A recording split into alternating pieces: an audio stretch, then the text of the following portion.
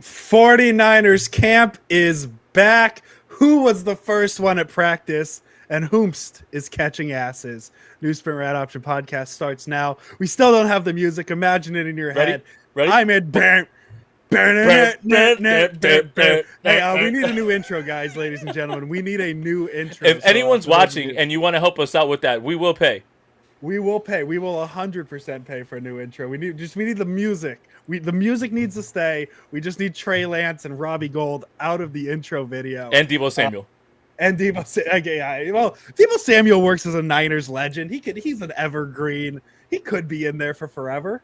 And if we're talking about training camp, the first pass that was completed today in Washington Commanders training camp.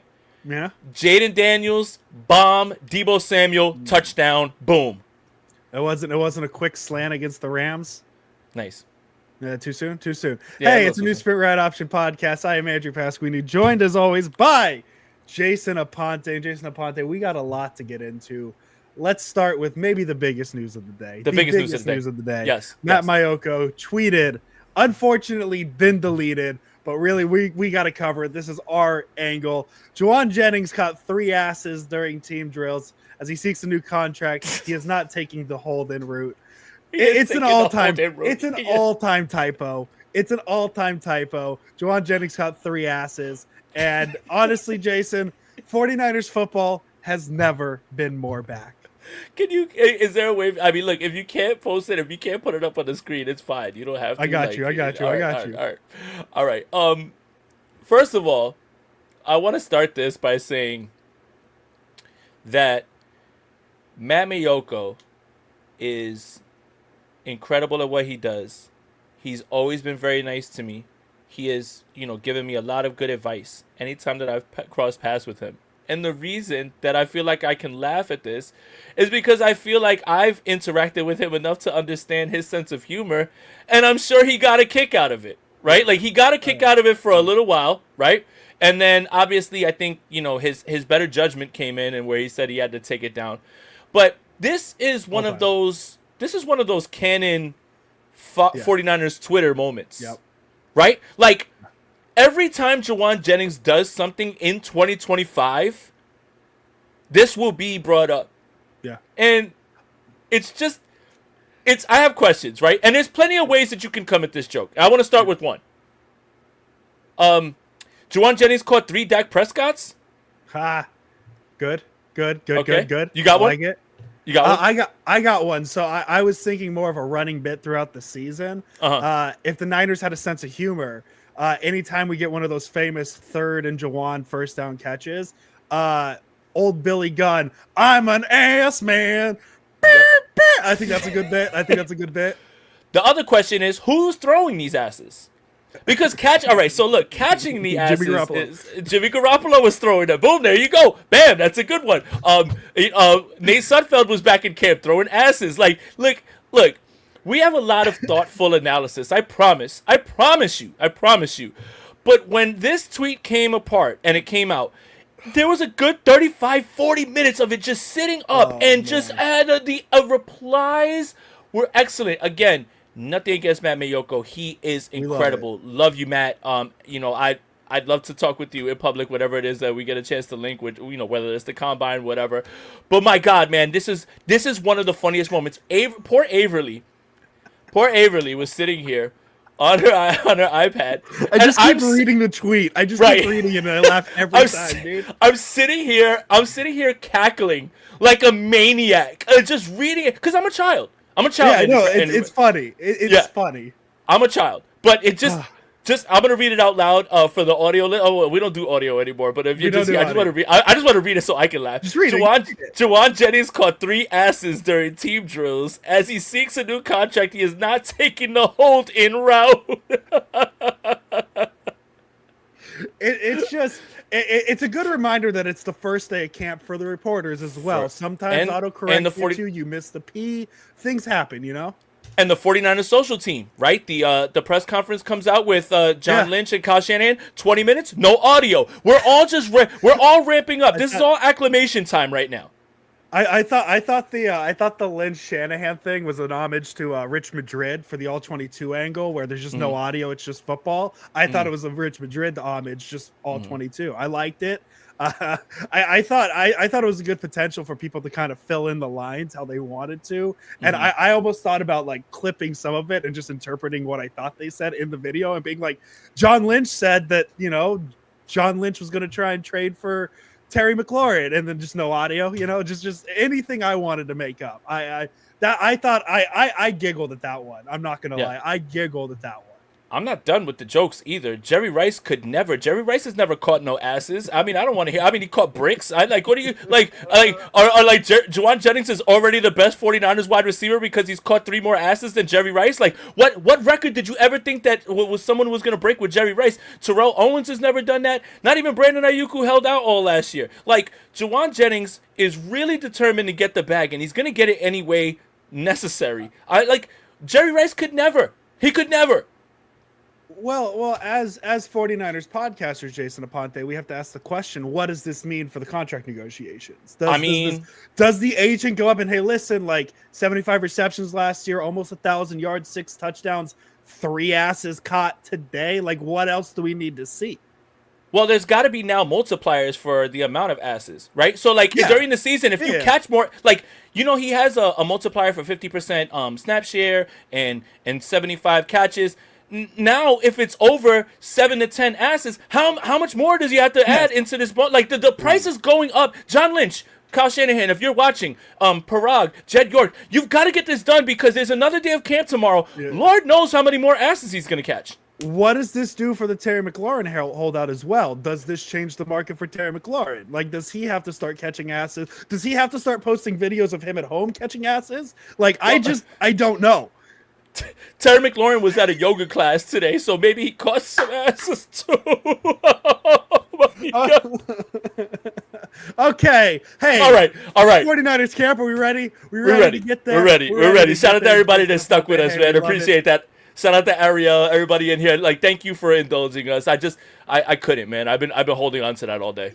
Jason, do you want to open up with field direction or the first man on the field? Which one are we opening with? I think it's got to be first man on the field. This has become such a thing, and for anybody that doesn't know, for us lowly people that can't get credentialed, right? We would be in the stands, and it would be Andrew, Brad, Raj, Rohan, all the guys, that go there and do 49ers content, and it would be a race to type out who's the first person out. And some it would be Talanoa Hufanga, Darrell Luter Jr. He's got that dog, It's that Darrell proverbial Luter Jr. dog in him, and he's the first one out. So Darrell Shout out- Luter Jr. wants to go. Our live stream banner is covering it up, but shout out the SF Niners, Brad Graham getting this video, the all-important first person on the field. It was a big question entering camp for me, especially as you mentioned with Talanoa Hufanga gone. He no longer on the team. He's out in Denver, and he was a big first player on the field. And so Darrell Luter really stepping up, and this is a big camp for Darrell Luter, right? It is. No, we don't really know what the role is. Is this going to help his stock in camp, in preseason? First one on the field for the first camp. That's a huge deal to me, and I think that's something that I'm very glad we touched on, Jason Aponte, because I just don't think a lot of people touch on it enough. And I think the first person on the field may be the most important part of camp.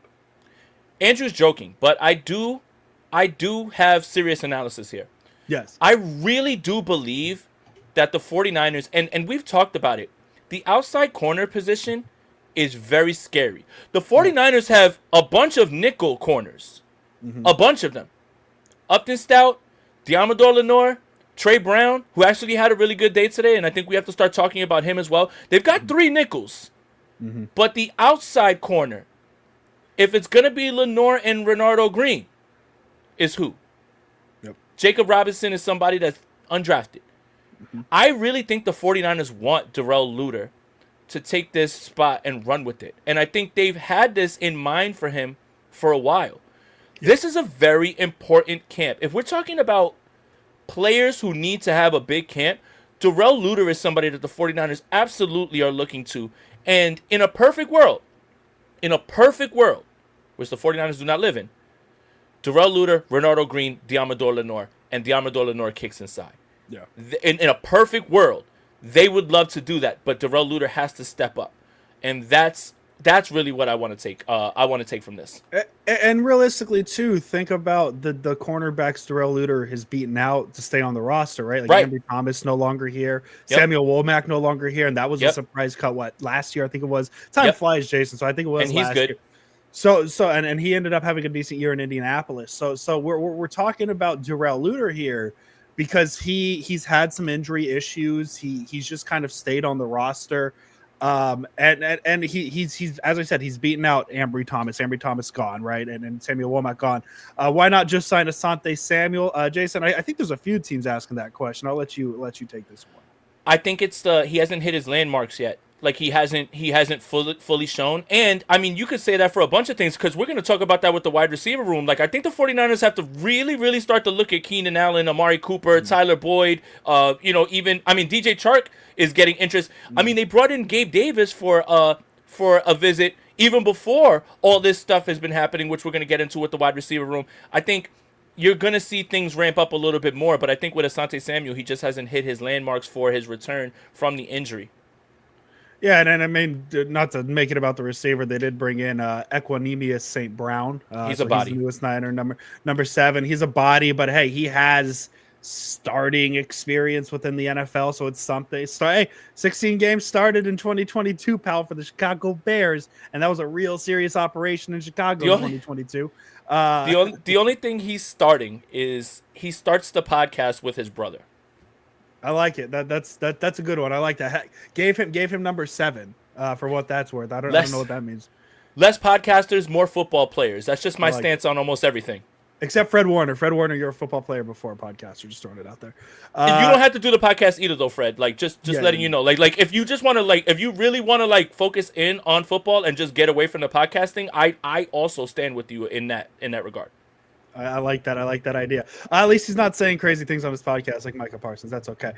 Jason, another thing kind of opening with just something different. For those of you who haven't been to camp, I've been once, Jason, you've been a few times. They did change the field direction for what that's worth. Added another field. Used to run north-south, now runs east-west. And what that really does is it opens up space. Something I've never heard before. They're running with 2 fields out there. Mm-hmm. One is under 100 yards. The other is 165 yards long. Yeah. Assuming what that means is, and I haven't seen the setup, but I'm assuming what that means is they can kind of have different people doing different things on different sides and have plenty of room to do it. Maybe Jason, you have more insight on that. Yeah, it's for they can host the joint practices now in Santa Clara. Perfect. So now you can do both sides of the field in that way. I did the joint practices with the Chargers and the Niners when it was in, my God, I forget. It was somewhere. It was like Orange County, I think, or something like that. In Cali. But you do need all that because you've got the 2 teams doing the things. You got first team, second team, and then you've got the position thing. So the 49ers just want to be able to host the joint practices without having them to travel too far, and they are going to have joint practices. I like that. Yeah, and it's a little different. Shanahan even mentioned how it's a little confusing. All that, but whatever may work, whatever works, and I think what helps too is I don't think they had specific. Maybe I'm misremembering, but they didn't really have specific areas where the kickers could go to, and I know that's a conversation we'll get to in a little bit. Oh, that's a big deal. But I believe now there's an area for them, but I haven't seen it. By the way, also I just do want to preface, by the way, just throwing this out there, Jason Aponte, and I should have said it at the top of the show. Jason Aponte and I were not at camp today, so these are opinions that we clearly saw through Twitter. Well, I just gotta let the people know, right? Clearly, these are things we saw through Twitter, so you guys all have access to this information as well that we're kind of reacting to. I just don't want people to think that hey, we were at camp today, so I just want to throw it out there. Yeah, and I don't think we're giving opinions on anything that isn't something that we can give. We didn't have to. You didn't have to be at camp to talk about what we're talking about right now. So like when it comes to when we get into what people are saying, we are just going to tell you what people are saying and then give thoughts on that. I don't have strong. The one thing I cannot stand is strong opinions about who's doing what at what, and you didn't watch any. Yes, I haven't watched any because I don't have strong opinion. I can't have a strong opinion on who's doing what. I can tell you what someone said, and it depends on who you trust. But there will be no strong opinions about if I'm not there. I'm not going to give those opinions, and I'm sorry. I would have loved to have gotten there, but it's very expensive, and got kids and shit. Like it's hard. Yeah, I just wanted to get it out there, let the people know Yep. that we're basing opinions based off of things of we saw on I'm here. Twitter today. Jason, the first big one today. Let's kind of start with the big news outside of what he may or may not have caught. We touched on him a little bit on the start, but really the big news today: Jauan Jennings practiced today despite his contract disputes with the 49ers. That tells me that things are going well with the team. Jauan Jennings, he looked like he was dancing around, having a good time in the videos I saw. But that's really a big change and not necessarily what we thought was going to happen. There were thoughts of the hold-in last week happening, but especially with what you saw Brandon Ayuk do last offseason, seeing Jauan Jennings there today, very good sign, especially for the contract negotiations. I think I saw Grant Cohn. He mentioned he wouldn't be surprised if something's announced at the end of the week or something like that. It doesn't really take much to put two and two together, because if they were further away in conversations, I don't think Jauan Jennings would have been out there today. Yeah. A few things are going to happen before padded practices. Jauan Jennings is going to get his deal, and Ricky Pearsall is going to be activated. So. Yes, we're worried, but the idea that Jauan Jennings is there, I think, is twofold. One, he knows that something is going to get done, and two, he's not in the same position as Brandon Ayuk. He's just not, right? Even when you look at the shape of this room and you see the injuries, and now we have another injury, which this one really hurts me the most. It's not the same thing. It's not the same thing. Brandon Ayuk was coming off of a 1,300 yard season. He was a second team All-Pro. He is the X receiver that can get himself open. But Jauan Jennings realizes to strike while the iron's hot, and I think the 49ers know where they're going to sit. He knows where they're going to sit. They'll get it done before padded practices, because you don't want to let that linger on any further.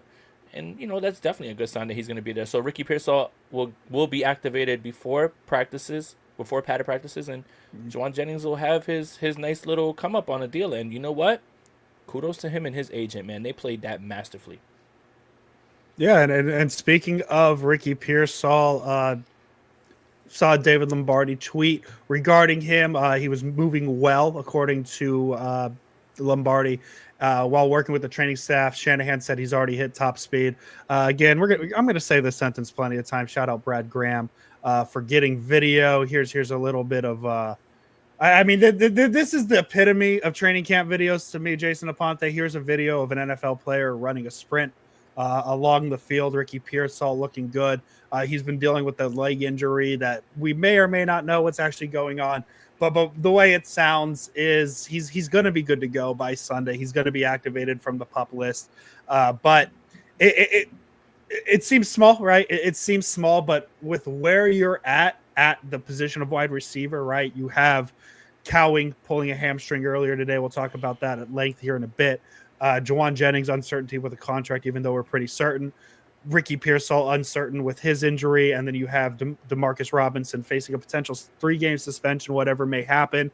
Really, any function or any action that gets a wide receiver closer to the field right now is a positive for the 49ers with just how little is going on. Jesse, any word on how Jalen Hurd looks? I heard this might be his breakout year. Unfortunately, no Jalen Hurd updates today, Jesse. We appreciate the concern. You just kind of upset Jason there. No.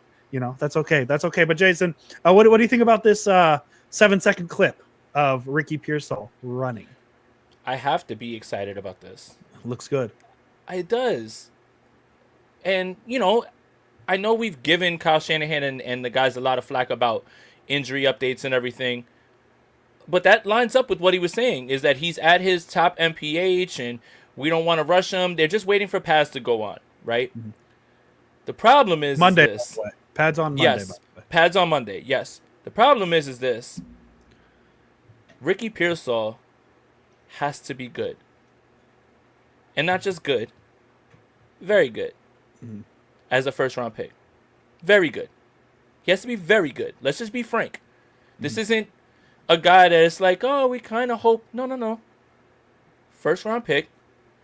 the nature of how this wide receiver room is going to look, what you know about Brandon Ayuk, what you invested in Ricky Pierce, he has to be good. Mm-hmm. Not that I'm saying it's unfair pressure because he is a first-round pick, and I don't think that he's feeling it or anything like that. But the expectations are different. Ricky Pearsall can't just go into the season and go into training camp and just be floating around and just be running routes and just be like, oh, it's cool that he's out there. No, he's got to be impactful. He's got to catch passes. He's got to start to emerge. And I hate to put all that on a second-year player, but it is what it is. Mm-hmm. Given this room, given what they've invested, given what they believe that he's going to be, he's got to be good. He's got to be real good. He can't just be running around.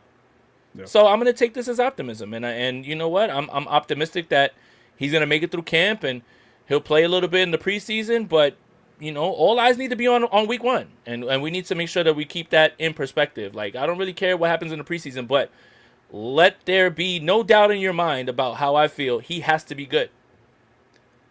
Bottom line.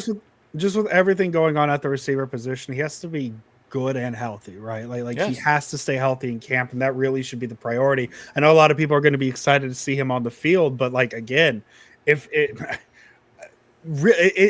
a different look with the 49ers this year on both sides of the ball at those wide positions with wide receiver and cornerback, because really those are positions that there's been plenty of depth in the past previous seasons where you know, yeah, Josh Norman, like you talk about him not being great, but you know, that's a quality player in depth positions. Ambry Thomas, there's been talent in the depth that like, hey, you don't necessarily want them to play, but you know they can step in. That's not the case this year at wide receiver or cornerback, where if any of those two spots get an injury, Niners are in some trouble. And so with Pearsall getting there, it's good, but it's really about staying healthy. And it seems like it's been a weird nagging hamstring injury. So to me, there's no reason to rush. If Shanahan feels like he's ready to go for Sunday, then he's ready to go for Sunday. And that's just kind of what it is. But it's a promising start for Ricky Pearsall, at least. Promising start. Let's pivot from Ricky Pearsall to Jordan Watkins. Mm-hmm. And this is unfair to put on Jordan Watkins. But this may be the nature of where we are if things go a different way, right? Jordan Watkins is going to have to play substantial snaps in football, right? Demarcus Robinson's going to be suspended. They brought him in here as veteran depth. Ricky Pearsall, you hope, is going to play. Jauan Jennings is the only guy that you can really pencil in right now and just say, hey, he's going to be fine. Yeah. But Jacob Cowing, when I hear hamstring, I don't know if it's torn. Once I hear hamstring, all bets are off. Yeah. Now I definitely, this is the stuff that knocked out Pearsall for the entire offseason, basically, right? And it just sucks because Cowing was doing so well. You know, I still believe in the player. You know, I think he's a phenomenal route runner. You guys know my feelings on Jacob Cowing. But Jordan Watkins, I think, you know, hearing today, and now I'm giving an opinion on something that I didn't see. But when 4 and 5 and 6 people continue to say Jordan Watkins was doing well today, then I think we have to start to listen to that. So it is a little bit unfair for Jordan Watkins to be kind of thrust into that, but it's good to hear that he's been doing very well. From I can't believe that comment just came in. Hey, it's, you know, I'm not going to draw attention to it. It's in the spirit of dodgeball. You know, I got it. I'm not going to put it on the screen. Cool. But Jason Aponte going from a player who's been dealing with injuries this offseason to players who dealt with injuries last year. Trent Williams, Christian McCaffrey, they participated in positional drills, but not team drills. I don't know what they need to do in team drills. Jason Aponte, they've kind of established themselves as really good NFL players. So nothing for them really to show. Here's a quick little clip. Let me pull up the share screen here. A quick little clip that David Lombardi posted just of McCaffrey moving. And that gets me excited, Jason, because we didn't get to see much of Christian McCaffrey moving last season. The last time we saw him get moving, he had a pretty explosive play against the Buffalo Bills. Gets tripped up on the ankle and knee hits the ground. His season ends. I'm really excited to see what Christian McCaffrey has to offer. I know the injury history is a thing with him, but realistically, he's been in the league for almost 10 years now. He's really had 3 seasons where he's had severe injury issues, and 2 of them were back-to-back.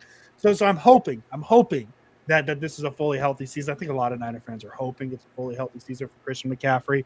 But good to see him moving and running on a football field. He looks good, and he looks fast. And I know that's a 7-second clip, but he looks good. He looks sharp. Everything is all systems go. But I do want to, if you want optimism under the guise of realism, Kyle Shanahan in his press conference today went out of his way to praise Isaac Guerendo and how much he's done and how well he's gone up. And I just wonder if there is a little bit more that will be put on Guerendo's plate. And here's my line of thinking. I seem to remember, I think it's like maybe 2 or 3 years ago, I think Anthony Lynn was the running backs coach, and he was talking about all the running back players, all the running back in the room. They had to have a similar skill set to Christian McCaffrey in order to keep Kyle Shanahan in a play calling rhythm, and also making sure that you don't become predictable on offense, right? If Jordan Mason's on the field, you're pretty sure that they're not going to throw him the football. Yeah. Well, who mimics Christian McCaffrey's skill set more than Isaac Guerendo? And not that this is going to be a full-on 1-2 punch, because I still fully expect Christian McCaffrey to be 85% snap share, 90% snap share. But I wonder if maybe that gets dialed a little bit back if Isaac Guerendo feels like, he can pass protect and he can give a little bit of the same sort of edge that Christian McCaffrey does, because he can catch passes. He's a former wide receiver. He is a home run hitter. So it's interesting, the dynamic of it. And I think we're all excited about Jordan James, who, by the way, he actually earned some rave reviews today. I believe it was Brad who also said the same thing about him. So Jordan Watkins, Jordan James, the Jordans are doing it. And, and Jordan Elliott, the 3 Jordans. But I do think that him praising Isaac Guerendo, it kind of lends itself to that philosophy that Anthony Lynn, while he was here, was talking about, was, I don't think you really have to change up your play calling, and you can really be dynamic in what you want to do if Isaac Guerendo's on the field, because he does offer that skill set, and the 49ers haven't had a guy who can consistently do that behind Christian McCaffrey. Yeah, and it's a big spot, especially this season, kind of a twofold way, because I've kind of talked myself more into Christian McCaffrey, maybe a way you kind of take the stress off of him of being a running back, is maybe put him in the Debo role. Maybe, and I'm not saying split him out wide as often, because he is a running back first, but I'm very curious how many, if maybe we see in the preseason or in the early weeks of the season where we see more McCaffrey out wide snaps and maybe Guerendo playing inside, running back or Jordan James, whoever it may be. So I think that's a very, very interesting mix you could throw in, because it also takes some workload off of Christian McCaffrey, makes it a little easier on him. But I also want to go back to your Anthony Lynn quote, because I mean, you mentioned that Isaac Guerendo quote, and the reason I remember it is because it was in, I think, May, and I remember it was 2 years ago, Jason, because I remember my first thought when I saw that quote was, what does that mean for Elijah Mitchell? Because they were praising Isaac Guerendo so much, and now here we are 2 years later, and Elijah Mitchell no longer with the team. He goes and signs with Kansas City. Isaac Guerendo's still here, and Guerendo, he had a chance to show himself last year after the McCaffrey injury, after the Jordan Mason injury, and he looked, I'm not going to sit here and say he was the best running back, but he looked like a serviceable player. And for a third string running back entering his rookie season to get to that point and look like a serviceable running back, that is a positive step to me. So how they build off of that, the building block is there. We saw what it looks like a little bit. And now there's a chance where maybe McCaffrey's going to do a few different things in this offense, to where maybe it's not going to be the 75% carry load for Christian McCaffrey that we're used to, or the 80%, whatever it may be. And maybe it's closer to like 60-40, 65-35. And McCaffrey's doing more in the passing game, especially with the lack of receivers. So I think it's an interesting thing to note with Guerendo. I think that's something I think for some players, I don't like the preseason, right? I don't think the preseason's a huge deal in terms of what the spots are on the team, but I'm very curious to see what Isaac Guerrero looks like in these 3 preseason games because he's going to get chances, right? He's going to be running back one of these preseason games because there's no reason to put Christian McCaffrey out there. And so when he's going to be getting, maybe he shares the carries with Jordan James, that's still going to be a lot of preseason reps for him, and to see kind of how he developed from last year to this. Well, if we're talking about the 49ers wide receiver room being iffy, how else do you maximize the efficiency of the offense and, keep CMC as healthy as possible and try to keep him away from those hits up the gut and all those things? And, you create these mismatches out of the backfield with Christian McCaffrey, lining him up on a slot guy or a linebacker and having him, again, Isaac Guerrero's a former wide receiver. There's multiple ways to go about this. So this is my thing. While we're worried about the wide receiver room, I trust Kyle Shanahan and the weapons that you do have to be able to craft an offense that can still create explosives, create mismatches, and still get up and down the field. I believe in the quarterback. I believe in the running back. I believe in the tight end. I believe Jauan Jennings is fine, right? Like, I think all of these things are true.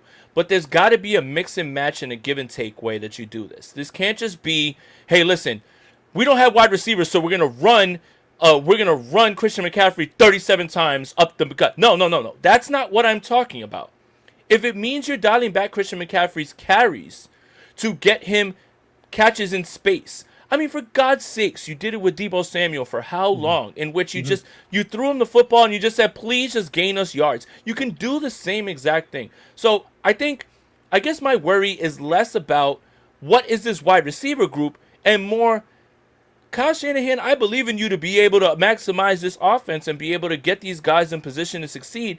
Part of that is going to be using Christian McCaffrey in the way that you use Deebo Samuel, moving around Isaac Guerrero and splitting him out in motion and saying, hey, listen, good luck linebacker. Let's see if you can cover him. You have multiple ways to attack on offense, and I don't want to hear that this offense is stalling because Ricky Pearsall's not here, and even though I just said he needs to be good, or if Ricky Pearsall's not playing, or, the depth is, Jacob Cowling's not there. I don't want to hear any of that. I think you still have enough. If you're the guy that we think you are, and you have that amount, because there's still people that would kill for these 3 guys. There's teams in the NFL that would kill for this group of 3 primary weapons: George Kittle, Christian McCaffrey, and Jauan Jennings. And that's not even me being funny.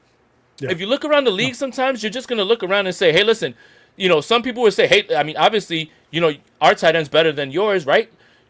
Obviously, Christian McCaffrey is, but there's some teams that'll still say, yo, we'll take Jauan Jennings like right there in that spot. So I still think you have to find a way to be able to do this. I don't want to lean on this whole like, oh, the wide receiver room is barren now, and now the offense. No, the offense hasn't stalled. You've been able to do more with less, and I've seen it. I've watched games in 2018 when you were able to get Marquise Goodwin to score touchdowns, and you had us believing Richie James was going to be good. For shit's sake, you had us thinking that Trent Taylor was about to be really good. Like, there's got to be ways for you to get this offense rolling. So I'm not going to lean on this whole wide receiver room is, oh, they're all hurt. Oh, woe is me on the offense. No, Kyle Shanahan, step up. It's you now, bro, and you got to find a way to put these combinations together.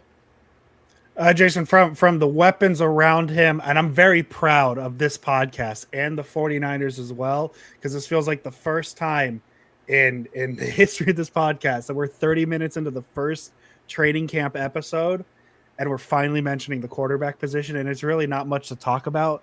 The first play of team practice was Purdy hitting George Kittle deep on a corner route. Don't know. I saw Lombardi tweet something out that it was the first time in the Shanahan history that they've ran a pass play on the first play of training camp. I don't know how you keep track of that. I would say that every year. I would just be like, first time they've ever ran a run play next year, if that's the case. But a couple notes. I don't know what it means, but D. Winters had a pretty good interception allegedly on a slant route, jumped the route, which is huge.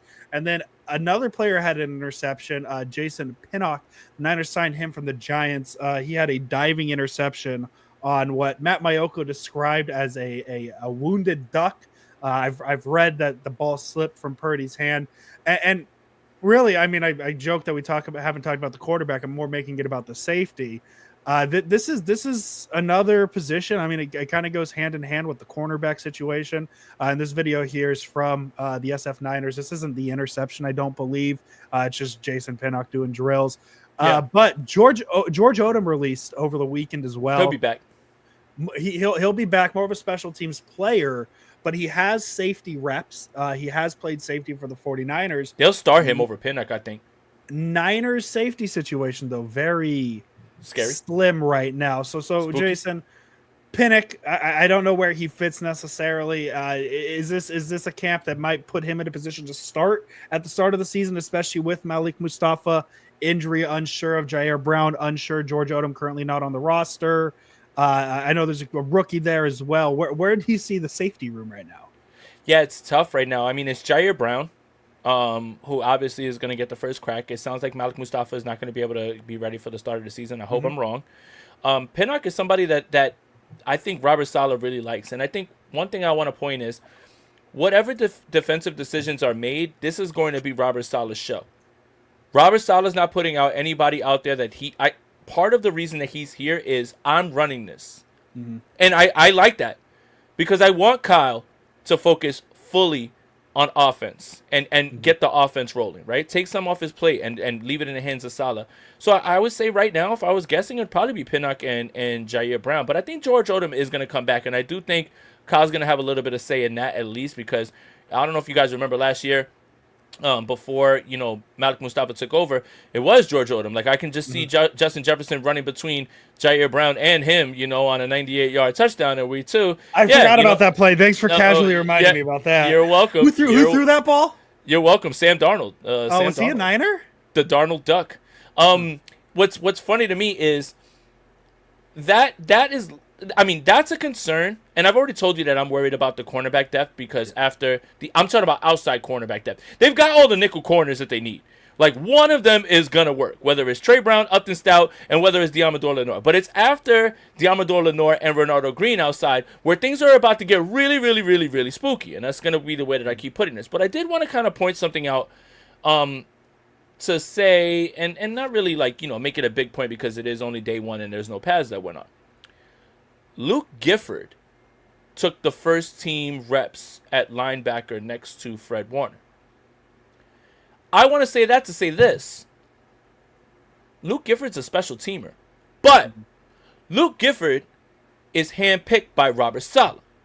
And Robert Saleh trusts him a little bit, and they wanted to see what's going to go on. Look, my prediction is that D. Winters is going to start, right? Nick Martin was behind him. I think as long as D. Winters is healthy, they're going to give him the first crack. As much as I kind of felt like, hey, they don't really love him, the interception today really helps. Everybody's really kind of excited about him. It would have been really nice if he would have got those reps over that fucking scrub Devondre Campbell last year. But hey, Kyle Shanahan, it's so funny. Kyle Shanahan this year is like, well, we want to let the rookies play. Well, you should have played him over Devondre Campbell last year. I don't understand what the difference is, but that's neither here nor there. But I did think it was kind of interesting that Luke Gifford was the first person that was up as opposed, and I don't think anybody saw that coming, as opposed to D. Winters, who I think we all just assumed was going to, kind of like lead the pack, and doesn't necessarily mean that he's going to win the job. But, I think D. Winters has the first crack at it. I'm trying to find it, but I believe it's in Nick Wagner's massive text, which, by the way, if you guys don't follow Nick Wagner, Nick Wagner is one of the best. He's one of the best follows, especially during training camp, because he types an article out onto Twitter every thought. But Jason, for what it's worth, and I have it right here, Niners defense opened with Michael Williams and Sam O at the DE, Kevin Givens and Jordan Elliott, Fred Warner, D. Winters, and Luke Gifford at linebackers. So all three of them. So it sounded like they were going with Winters on the weak side. 4-3. And Gifford. So that's base. So that's just base. So something you won't see much. So hey, it's something to note. It's something interesting that Gifford is getting those reps with the first team. Especially it is day one as well, right? That's the preface here.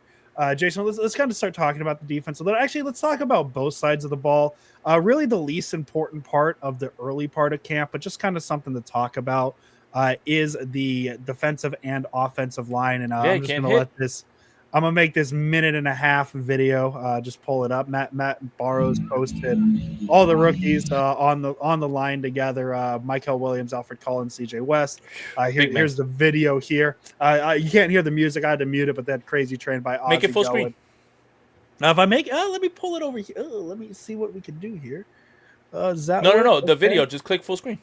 Boom. Bam. We got it. There we go. So here's the whole video. But just kind of both sides of the ball here, just to clean it up. The starting offensive line was Burford at left tackle for team drills. That's obviously because Trent Williams didn't play. Nick Zackel, he was at left guard. Jake Brendel at center. Zackel's stepping in for Ben Barch, who's dealing with a non-football injury right now. Dominic Puny at right guard and Colton McKivitz at right tackle.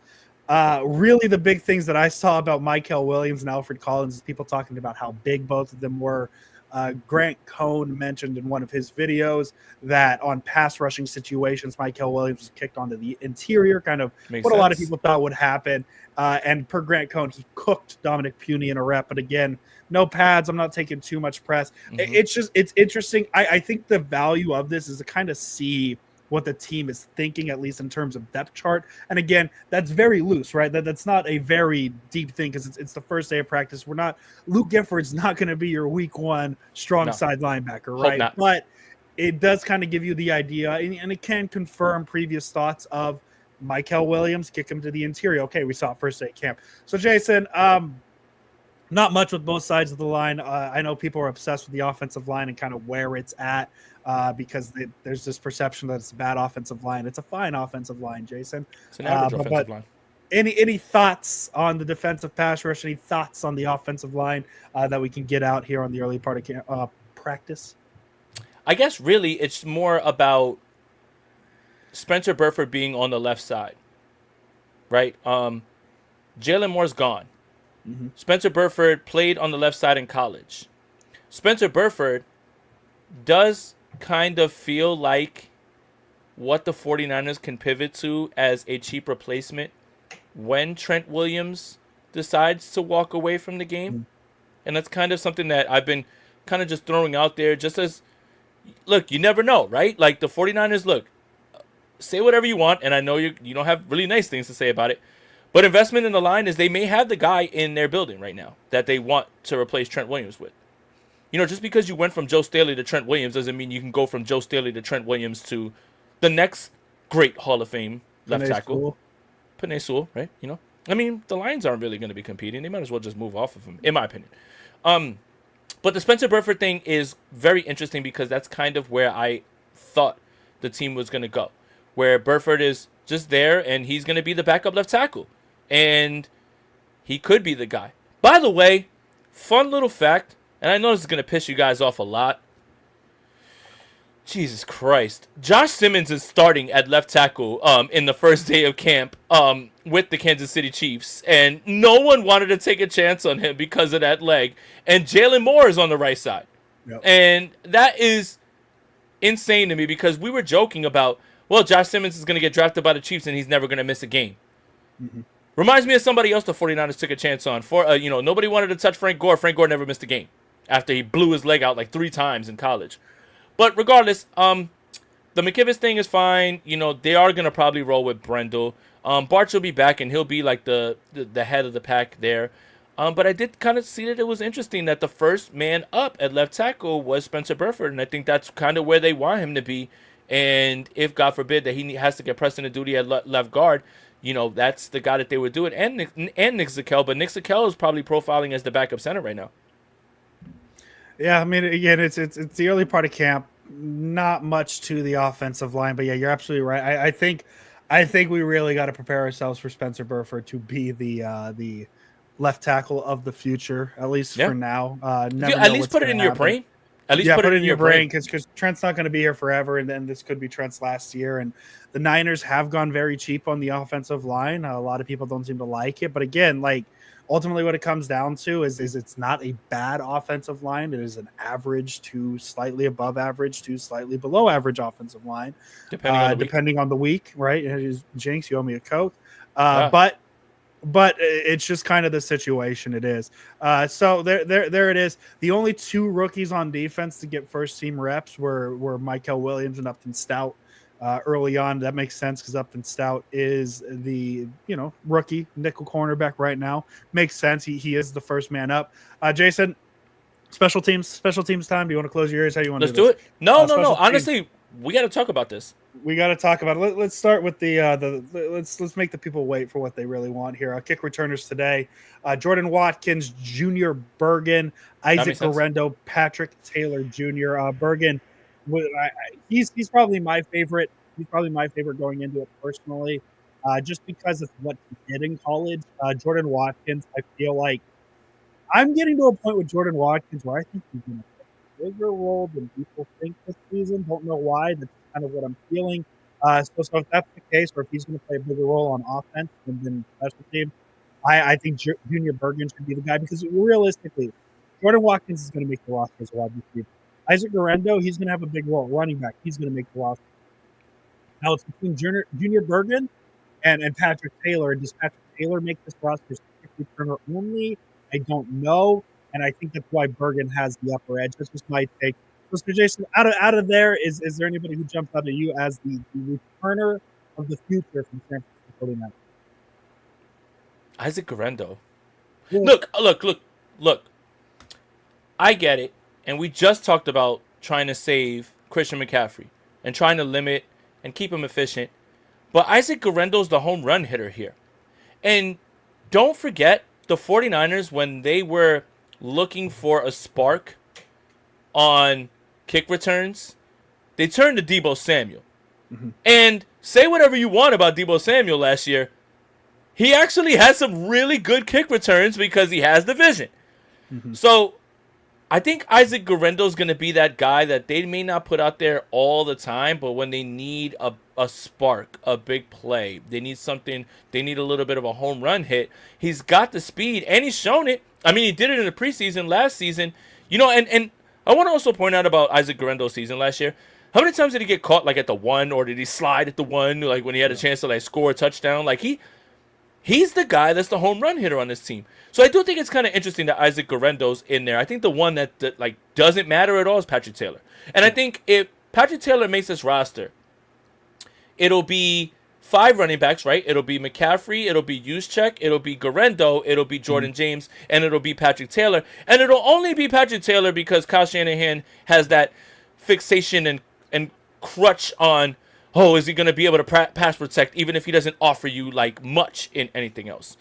But I do think it's kind of Isaac Guerrero. I think that's kind of where I'm leaning here. I think that's really interesting, and I think they should continue with that. However, Junior Bergen is a lifetime special teamer. Brent Boyer, who's the special teams coach, his son played with him, and that's how he found him in college and said, hey, listen, we've got to draft him. Again, if they're allowing Robert Saleh to pick everybody on defense, they're allowing Brent Boyer. Obviously, the 49ers have their punter, so like there's no competition there, right? And that was Brent Boyer that picked him. But I do think it's interesting about Isaac Guerrero, and I think if it'll all boil down to it in a 53-man roster and who's going to make the team, Junior Bergen's probably on the outside looking in, and I don't think the 49ers would hesitate to turn it over to Guerrero because of what he's shown and because of what he possesses as a physical and gifted runner. The real special teams news today: Jason Aponte, Jake Moody, Greg Joseph, the kicker battle we've been waiting for. Both of them went 4 for 4 today. 1 from 30, 1 from 35, 1 from 40, 1 from 50. The big question is can they make it from 45? Don't know why they skipped 45, but hey, that's okay, Jason. They both made them both from 50. Both made them from 50. Kind of a new wrinkle to it. They instead of, I guess, They would switch rotations last time over camp during the off-season mini camps. They would kind of rotate days between kicks. Today they rotated kicks. So Moody would line up from 35, made his. Joseph would take 35. So for kind of a little bit of competition, right? The guy after can kind of see a little bit of pressure. I like that. I think that's a good thing. Nick Bosa seemed very intrigued by the kicking competition. I think he just really wants the Michigan man gone as an Ohio State Buckeye.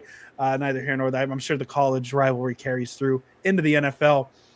Jason, big kicker guy you are. Day one of camp, man. Who's got the inside edge in this proverbial horse race that is the kicker competition?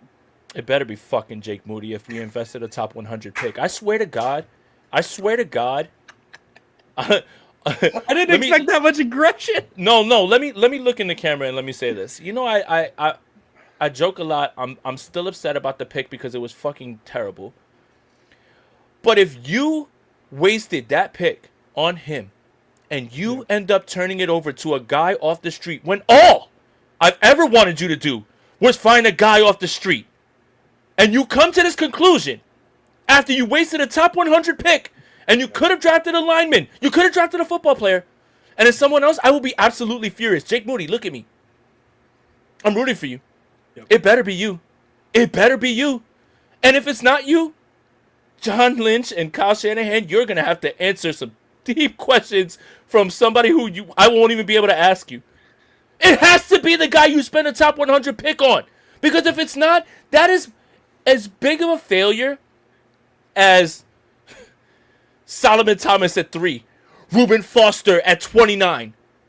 Look at the investment. It was an overinvestment. So, Jake Moody, I'm just asking you to do your job. Make the fucking kicks. Yep. And if this guy comes and beats you out, and my process is proven correct in year 3, I'm going to be even more mad. Because you wasted 2 years of this, and you shouldn't have wasted that 100 pick on him. So, it better be you, Jake Moody. You better figure something out. Go to meditation, clear your mind, whatever it is. Don't listen to anything. Get out there, make your little cameos. A sour that Sam makes you make, go ahead. If that's going to help you, cool, bro. But I swear on Jesus' sandals, if this pick 100 is not the kicker this year, and they found a guy off the street to be better than him, I am not going to take a victory lap, and I am not going to be very happy. I don't like. Listen, there's nothing more in this world that I enjoy than being absolutely right. I love telling people I told you so. In this case, I don't want to tell anybody I told you so. That just makes it even more of a colossal failure. So, Jake Moody, all the pressure's on you, buddy. You better get it done. And if you don't, someone's going to have to hear about this. Someone's going to have to talk about this. Because you should have already picked up somebody off the street. And that's how you should always find a kicker. For God's sakes. I did not expect such an impassioned speech. I just wanted to keep it spicy because I didn't want it to be like, I don't care, man. I like it. No, I like it. Jason, that's all I had. I feel like we talked about a lot of names. I feel like we touched a lot. Was there anything I missed? Because that's fully possible that I missed things, and I think we talked about a lot. No, look, we're all excited football's back. We're all excited to see the videos. We're all red excited and gold on the field. Right. We're all excited to laugh at Jackson Dart's first pick, first throw being a pick 6. We're all excited to watch that guy who was trying to take videos of the Cleveland Brown helmet fall into the water. We're all excited. We're all excited to see. We're all excited to see Quentin Johnston drop a pass. Video, man. It's such a good video. Please look it up. The second angle's better. The second angle's better. I saw an angle of the guy who fell's camera. Yeah. Did you see that? Yes. Let me see if I can pull it. Hang on. Yeah. We're all excited for that, but camp is an ongoing thing. And pads are really going to be when you have to evaluate. And which is why right now Robert Saleh and Gus Bradley and and Kyle, they're looking through things and they just want to see how things look. They just want to see how things fit, in terms of putting guys on the field. And just, what's funny? Can we pause this real quick? Can we pause it? Oh my God, it's from the camera. Can we pause it? Here's the funniest thing in the world. They are the Cleveland fucking Browns. The Cleveland fucking Browns. And they're sponsored by Dude Wipes. And they unveil an all-brown helmet, and let me just say also those uniforms are atrocious. Dream blunt rotation right here. The Browns mascot. The Browns dog. Dude wipes, and a brown helmet, and old boy falls right in the water. The Cleveland Browns already in mid-season form. How How do we have more angles of this than the CEO at the Coldplay concert last How year? do we hold on? How do we have more angles of a guy falling in the water, and we have none of team drills in San Francisco for any of the plays? Like nothing, nothing. Let me see if I can find other angles. We're gonna get more angles here. All right, but my point is, it's day one. We're all excited. Let's see when the pads come on. Let's see when things really get going. That's when the competition is gonna get live, and that's why, again, I'll reiterate my predictions. By the time the pads go on Monday, Jauan Jennings will have a new deal. Ricky Pearsall will be activated. The wide receiver room is going to come into a little bit more of a shape. Just sucks about Jacob Cowing. That was such a bummer to hear about that today. Like, we just couldn't get through today without an injury. This is so good. Watch where you're stepping. What are you doing, dude? What are you doing? Like the step where he realizes there's nothing there and just a quick little curl. You know what's funny? He's gone. We've all missed a step. Going down the steps. Yeah, right? So you know that feeling of you missing the step, and you know what's about to, that's it. Like, he's got that like half a second, that millisecond before he falls in the water where he just says, "Oh shit. Oh shit." And that's it, and you're cooked now, and you fall into the water. Cleveland Browns never disappoint, man. Never disappoint. Never disappoint. And I don't understand the helmet, dude. It's just the outfit is atrocious. It's atrocious. The Steelers kind of got cooked in atrocious uniforms because those yellows were not good. Those suck. Those were not good. The Chargers one was a little disappointing, but the rest of the uniforms were real heat. Speaking of the 49ers and uniforms, what are y'all waiting on? Okay, so my guess, I've seen people say this because a lot of people are like, "Oh, where's the Browns, the Saints?" But none of them have been the rivals' uniform. I'm assuming we're gonna get all 8 because it's the AFC East and the NFC West. I'm assuming we're gonna get all 8 at one time. Yeah. Because again, the Saints was not rivals, the Steelers was not. Saints one is so clean. Chargers were not. The Chargers was nice. I didn't like the Saints one. Why? I don't like gold as a uniform, man. And I'm gonna bite my words on that in about 2 months when we find out what these. I was about to say, watch when the whole uniform's gold. Wait for the spin zone of me being like, man, Niners uniforms all gold. They look real good. Somebody's gonna pull the clip of Andrew being like, the Saints gold uniforms look like shit. But I just don't like the gold, dude. It just doesn't look good. It's not a good color on the on uniforms, in my opinion. Yeah. No. Well, I think again we've kind of just covered everything. Today's day one. I think for everybody that's eager, that's not going to be there, just tune into the people that you trust, and I think that's the best way you can do it. The one thing I will say about the 49ers beat is it's eclectic. You've got extremes on one side, you've got extremes on the other, you've got guys that are in the middle, gray, right? And I think based on experience, based on things that have come to fruition, you kind of know who you can, look to. But I do want to say that it doesn't matter who you look to if a few people, if all of them are saying the same thing, which is what we're saying about Jordan Watkins, right? Like, I don't have to be there today, to know that Jordan Watkins did well because Lombardi's saying it, Wagner's saying it, Mayoko's saying it, Grant Cohn's saying it. Like, if they're all saying it, then you can pretty much believe it. But it's just when we get into, hey, this guy looked good today, and somebody's going to be like, oh, this guy looked like shit today, that's when you're just going to have to start to try to figure it out. But I think, again, you have a good mix and balance of guys and women that you can trust, when it comes to, this team at least.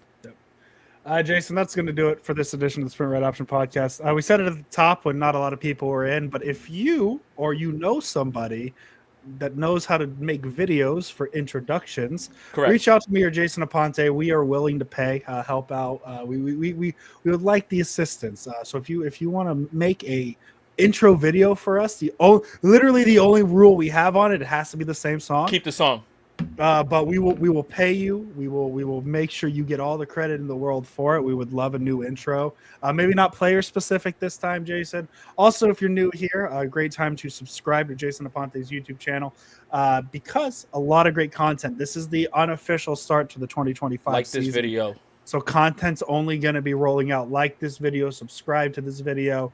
Jason's got videos with Steph Sanchez, Stats, Brad Graham, Brian Peacock. There we go. Got his name Peacock right. tomorrow. There. You and Peacock tomorrow. Jason, I don't know if we're doing Friday or Monday, but there will be another Sprint Right Off Friday. podcast here coming up shortly. I might be a little shorter on Friday because your boys got slow pitch softball on Friday. Or it could be at lunchtime. Oh, it could be a lunchtime episode during practice. We'll see, Jason Aponte. But hey, it was a good episode today. We are back. 2025 is about to start. Episodes are going to be more frequent, more fast, more fun. A lot of things going on. But Jason Aponte, as always, let's go Niners. Football's back. Life has meaning. Go Niners. We didn't even talk about Tyler, the Creator. That's okay. We'll do it next episode.